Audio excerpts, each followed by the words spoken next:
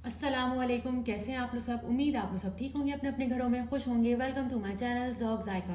बिस्मिल्लाहिर्रहमानिर्रहीम। आज मैं आप लोगों के लिए बहुत ही ज़बरदस्त सी रमज़ान स्पेशल रेसिपी लेके आई हूँ, चने की दाल के पकोड़े। और ये बहुत ही ज़बरदस्त बनते हैं, बहुत ही क्रिस्पी बनते हैं और बहुत ही सॉफ्ट और बहुत मज़ेदार बनते हैं।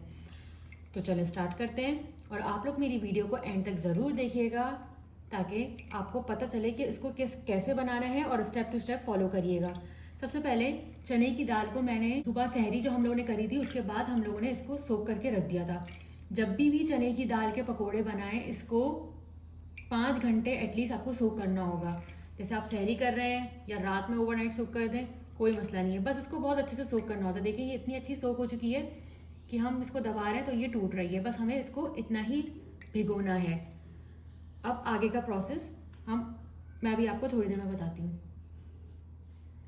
चले, हम सारी चने की दाल को हमने जग में डाल दिया है और यही जो पानी है इसी से हमें इसको पीसना है। तो थोड़ा सा ये वाला पानी जिसमें हमने सोक किया था, ये थोड़ा सा पानी मैं इसमें डाल दूंगी और इसका गाढ़ा सा हमें इसको पीस लेना है। चलें अब हम इसको पीस लेते हैं।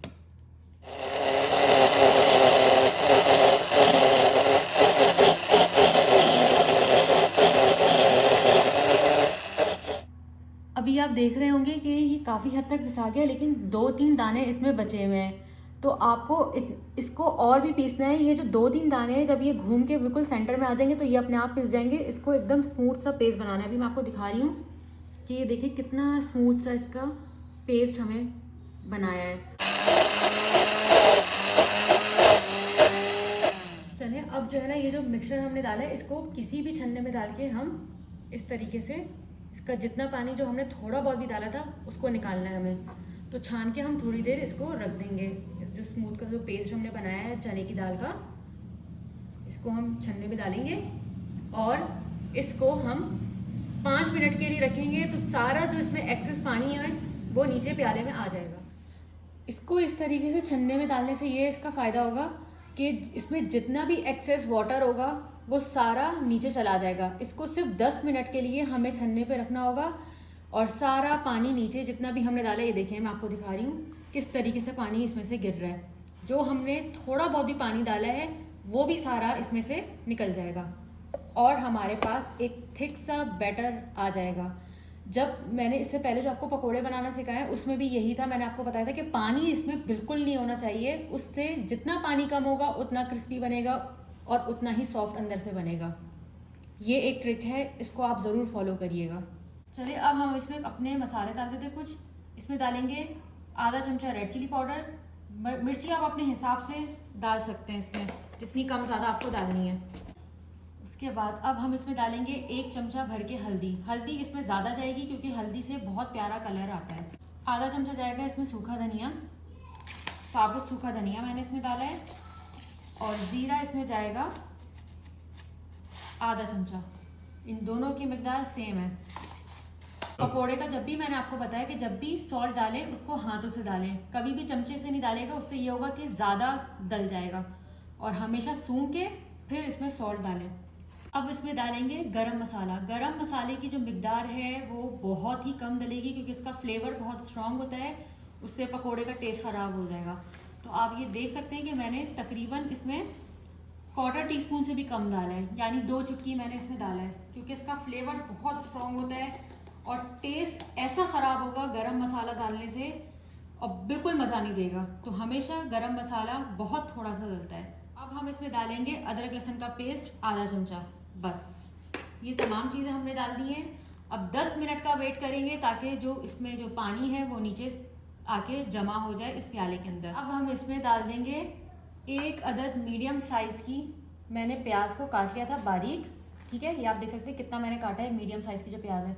थोड़ा सा हरा धनिया है और 1 अदद हरी मिर्चें मैंने डाली है। अगर आपको हरी मिर्चें इसमें ज़्यादा डालनी है तो आप डाल सकते हैं। इतनी मिर्चें हमारे यहाँ नहीं खाई जाती तो इसलिए 1 अदद हरी मिर्च मैंने इसमें डाली है। और अब ये पूरा हम इसमें डाल देंगे।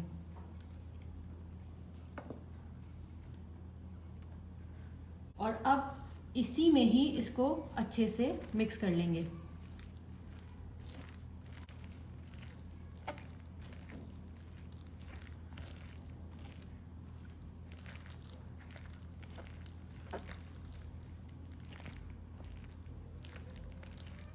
ये आप देख रहे हैं कि कितना क्रीमी इसका टेक्सचर बना है, बहुत ही क्रीमी है। ये देखें कितना सॉफ्ट और क्रीमी, और जब ये फ्राई होगा तो बहुत ही क्रिस्पी होगा। इसको सेंटर में करके का हम बैटर रेडी कर लेंगे। इस तरीके का इसका बैटर रेडी करना है कि देखें ये मैंने अपने हाथ में उठाया और अब मैं इसको डालूंगी तो ये आराम से डल जाए उसी फॉर्म में। ये देखें इस तरीके से, इस तरीके का इसका बैटर बनाना है हमें। ऑयल बहुत अच्छे से हीट अप हो चुका है और ये रहे हमारे पकोड़े। अब हम इसको इस तरीके से हाथ में लेंगे और बहुत एहतियात से इस तरीके से तेल में छोड़ देंगे।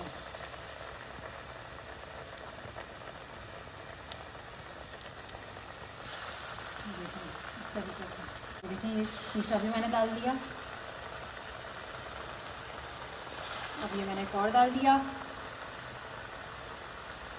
और ये जगह छूटते ही आपस में अपनी जगह खुद बना लेंगे। तो आप इसको डालते रहें, खुद ही स्पेस बनती रहेगी, खुद ही सेंटर में आ जाएंगे और जगह छोड़ते रहेंगे। जो लोग मेरे चैनल पर नए आए हैं, मेरे चैनल को सब्सक्राइब करे बगैर नहीं जाइएगा। आप लोग मेरे चैनल को सब्सक्राइब करते हैं, मुझे बहुत ही ज़्यादा मोटिवेशन मिलती है। अपनी फ्रेंड्स एंड फैमिली में ज़रूर शेयर किया करें मेरी वीडियो। खुद ही स्पेस बनती जा रही है और ये जगह छोड़ते जा रहा है। ये मेरी अम्मी का तरीका है और मेरी सास भी बिल्कुल ऐसी बनाती थी कि वो डालती रहती थी और खुद ही जगह छूटती जाती थी और ये सेंटर में आ जाएगा खुद ही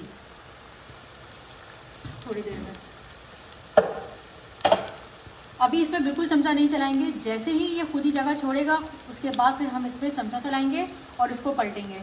अभी इसको ऐसे ही पकने देंगे। देखें, अब हम इसको हाथ लगाना स्टार्ट कर देंगे क्योंकि ये काफ़ी हद तक गोल्डन हो चुके थे। देखा कितने आसानी से दाल के पकोड़े बनते हैं, ना कोई झंझट है, कुछ भी नहीं है। बस जैसे जैसे मैंने बताया है वैसे वैसे आप बनाएंगे तो ये बहुत ही ज़बरदस्त बनेंगे। अब इसको चमचे से ऊपर नीचे करके चारों तरफ से एक ही जैसा कलर हम इसको दे देंगे और इसको निकाल लेंगे। ये देखें, ये पुरानी कढ़ाई थी तो क्या इसमें तेल जितना मैंने डाला था उतना ही तेल है और तेल ना इसमें जब्स हुआ है, ना ही इसने चूसा है और ना ही हवा में उड़ा है तेल। और बहुत ही ज़बरदस्त से पकोड़े रेडी हो गए। ये देखें, ये सारे पकोड़ों में एक जैसा कलर आ गया है। अब हम इसको निकालेंगे, मैं आपको दिखा रही हूँ। इसी तरीके से आप अपने घर में बनाएं। माशाल्लाह से हमारे सारे पकोड़े रेडी हो गए हैं और इसी तरीके से आप अपने घर में बनाएं। अपने आपके जो घर में जो रोज़ेदार हैं उनको खिलाएं, उनका दिल खुश करें और बहुत सारी दुआएं लें। आप लोग मेरी रेसिपी को इसी तरीके से ट्राई करिएगा और जो लोग मेरे चैनल पर नए आए हैं मेरे चैनल को सब्सक्राइब करे बगैर नहीं जाइएगा। मेरे चैनल को लाइक कर दें, शेयर कर दें। टेक केयर, अल्लाह हाफ़िज़।